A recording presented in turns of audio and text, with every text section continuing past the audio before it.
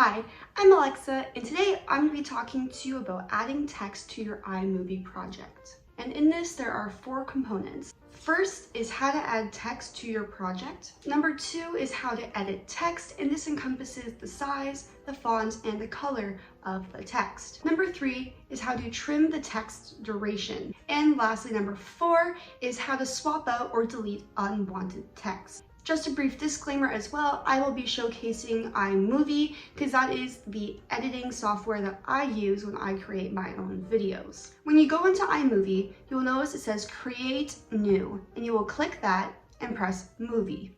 Now when you get into the movie section, and you will notice at the top there are 5 buttons. These buttons are My Media, Audio, Titles, Backgrounds, and Transitions. You want to click on the titles, and in there is so many different types of text to choose from. Now when you decide which one you would like, you can click on it and drag it down into the project. You will see there is a blue space that says title text here. So if you want to add text to an existing video, all you have to do is go into the loaded project, go down to where you see all the different video clips that you have, find the spot that you want, just click it there so it can hold its place. Pick the text that you have chosen, drag it down to that spot where the line is, and drop it. And that is how you add text in iMovie. So number 2 is editing text. So where that blue bar is in your project, you just double click it. On the right hand side, you will see title text here. Now you can double click that and you can delete the text and add in whatever you want. Now if you were looking to change the font, so you'll highlight your text, go to font, and you can choose from the variety of fonts that iMovie has offering. So if you want to bold your text, italicize it, or outline it, you go to the top right of where the font button is, so just scroll down there, and you'll notice there's a B, I, and O. Clicking any of these will alter your text accordingly. So if you go to the left of that, you will notice that you can choose between 4 different justifications of your text.